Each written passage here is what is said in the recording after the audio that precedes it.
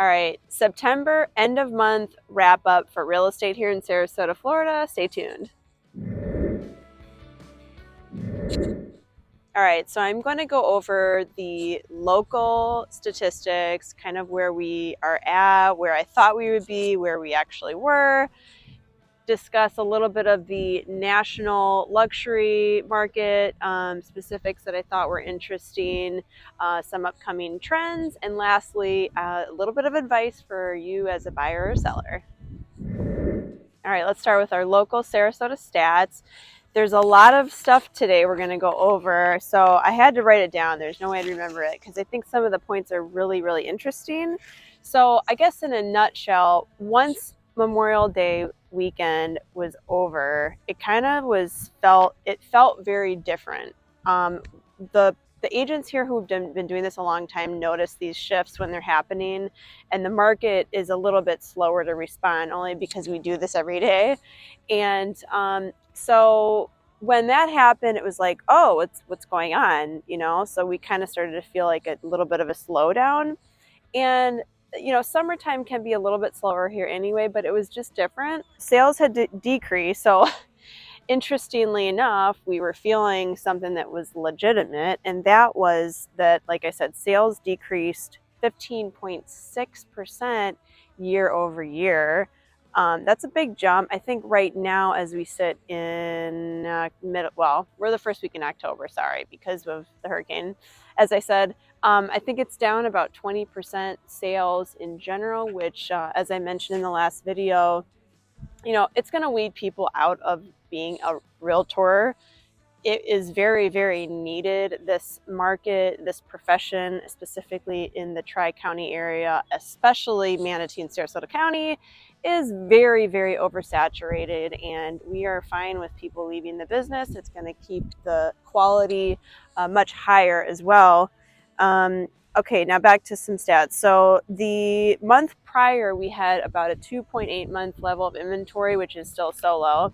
I actually predicted that it was going to go up to closer to 4 months. It actually went down to only 2 months level of inventory, which when you look back a year ago, this is actually a 150% increase in inventory from a year ago.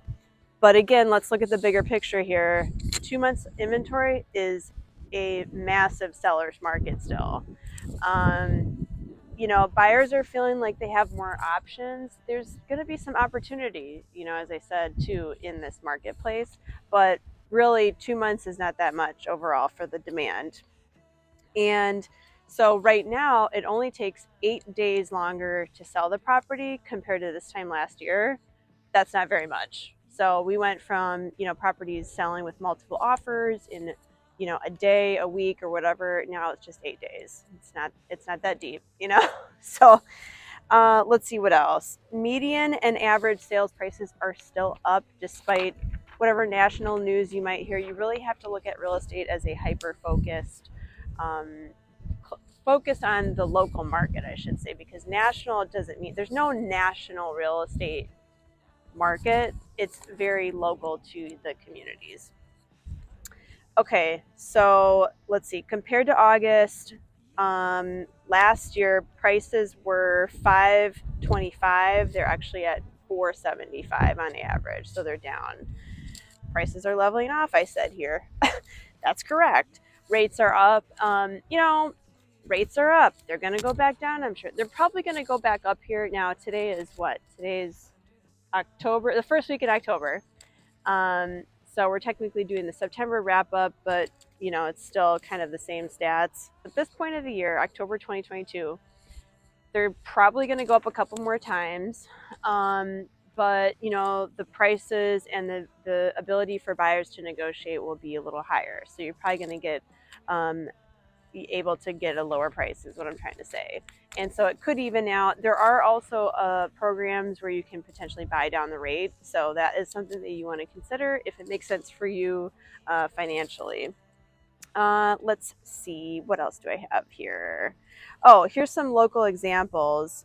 By the way, cash is actually down 20%. I thought that was interesting considering the rates are higher. So cash is down, but that could be in line with the fact that sales are down as well. So it could coincide with that too. So that's a little interesting little factoid there. And I think that you can skew stats kind of in your favor however you want, but I thought that was interesting. And to that point, some sales here. We had a Ritz sale for $6.1 million with a friend of mine. It was financed, so that was not cash. Golden Gate Point for $5.4 million. It was a cash sale. Harbor Acres sold by not me, but our office for $15.5. It was cash, so 2/3 cash, just in the high end there. You're going to see the high end luxury market continue to definitely pay more in cash than I think the average end. I don't know what you call luxury end versus average end. All of us average folks. So that's a little bit of a kind of a synopsis of what we're seeing here in the local market, and we'll kind of go over some of the national luxury stats here next.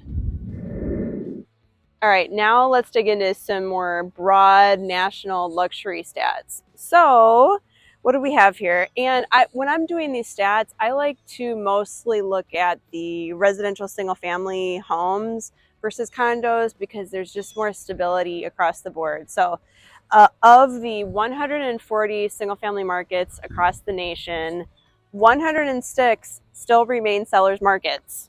Wow. I know we are one of them. So the moderation in both the prices and the price increases have slowed that down and tapered that down a little bit. And the pressures, the buyers have felt so much pressure over the last 2 years. It's been like literally the best word I can come up with is a frenzy. So we're not feeling that at all. It's coming down to normalcy. We've been wanting this for a while. So these are good things. This is I hate to use the word correction because it could be taken as a negative connotation, but a shift. Okay, it's a softer way of saying it. Move-in ready homes. This is another stat. Move-in ready homes are definitely at the top of the buyers list in the luxury national market. So to that point, we have such a great vendor list. So if you want to prepare your home for sale and make it more of a move-in ready property to garner that higher price that you're after, definitely let us know. We've got an exceptional vendor list that we've weeded in. Some have come and gone over the years, and as far as quality is concerned of the workmanship. So just let us know on that. So new listings are down nationally, but they are expected to rise in the fall, which, okay, this is post Ian now. So everything's going to be post or pre Ian or post or pre COVID, right? So right after the storm, I did notice we've been seeing an uptick in emails, calls, activity. I think people just want to get back to it, if they're able to, of course, not to be insensitive for the folks that, to the south, of course, but people want to get back to it. Life goes on. People need to buy and sell property. That's never going to change. And so now, we're seeing that as a normal thing seasonally here, historically over time, that things pick up around this time, I should say. Now that we are in more of a normal headed market, we're not quite normal at 2 months, but when we're headed in that direction, we're going to start seeing more things like, okay, not having the appraisal gaps, not waiving inspections, maybe appraisals coming in lower. I haven't seen that yet, knock on fake wood, Trex. And but those are things that sellers are going to need to be considerate of, and you're going to have an agent that can sit down and talk to you about these components that you're going to see come across the table here. And that's it. The other thing too is nationwide, the buyers who have really secured those low rates, those historic rates, are not going to be as inclined to buy in a market with these high rates unless they're cash buyers, right? So that's it in a nutshell from my takeaways of the certified luxury home marketing update for the end of September. Okay, and then I'm going to cover a couple of trends that I noticed and just a little bit of advice from your local realtor here. So some trends that we're seeing, a little bit more of a return to the urban lifestyle. People that, are city people are missing that lifestyle and they want to go back to like the buzz of the city And so they're starting to head back into those areas. And emerging city neighborhoods, which I didn't know what that was, emerging city neighborhoods, the closest proximity to the city. So you're not quite ready to dive into that, just dip your toe in the water, so to speak, and then maybe make your way back into the city. So it's kind of like that halfway point. Buyers are wanting stability in the market and that equity and diversification still in their portfolio. Of course, real estate's always going to be a great asset, especially if you're buying it to rent. You can always tap into that equity and buy a rental property or a second home. So of course, I'm biased, I'm going to say that, but over the long term, real estate's of course where it's at. Advice, speaking of leveraging your equity lines, be careful on that. Just buyer beware. There are equity lines available, but you might not have as much as maybe what you thought at the peak. I don't even know when the peak was, so sometime maybe this year, but your equity line might go down based on the current value of your home as well. So you don't want to over leverage ever, because we don't know what's coming, this recession and everything like that. So be mindful of that. And I've said this before too. Point number 2 is, if you're kind of struggling right now, I know some of you are, I would say the number one thing, I'm not a financial advisor, of course, I have to say that, but if you're struggling a little bit, take all your credit cards and figure out what is the highest interest rate and focus on paying that off first, because it doesn't make sense to go out and try to get an asset when you've got credit card debts that are at these ridiculously high interest rates, like 18%, 20%. You can't get ahead with that. So that would be my number one piece of advice when it comes to money things outside of real estate. Okay, another piece of advice. Sarasota is very seasonal. I think it is, but it isn't. Transactions are happening all year, actually, but seasonally speaking, with the traffic, people want to come and spend like the best time weather-wise here. So some sellers still have a little bit of a misconception that the best time to relist is season, which here is January, February, March, April. But in season, there's more competition, so everybody's doing that. So October is an awesome time to sell. It's like a sweet spot here, I think. And well, we're in October, so definitely call me if you're thinking of selling. I would recommend it. Actually, we put one under contract right on the cusp of October, and September tends to be the slowest of all. So I wouldn't listen to the masses, listen to your realtor.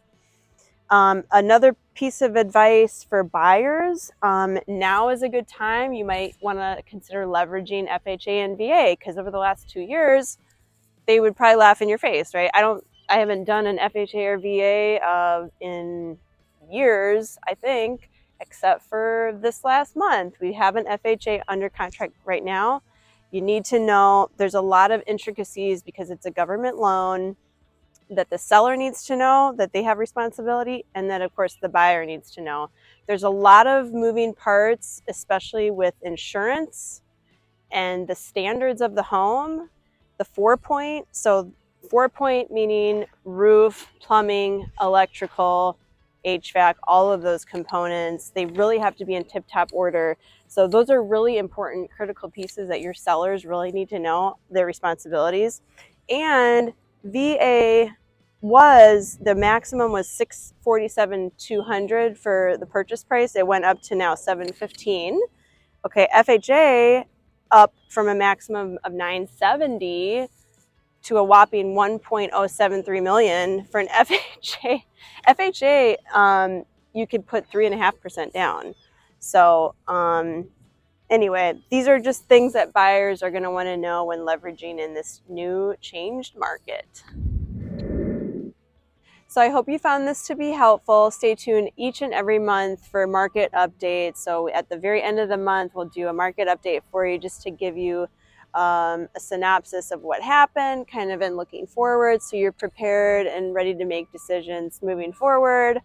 And if you missed it, we did a Hurricane Ian update. So check that out in the video library. And next week we have a video coming up about one of the best Sarasota hospitals here and other fun stuff coming up. So thank you so much for tuning in and subscribing, liking, and sharing. We appreciate it so much.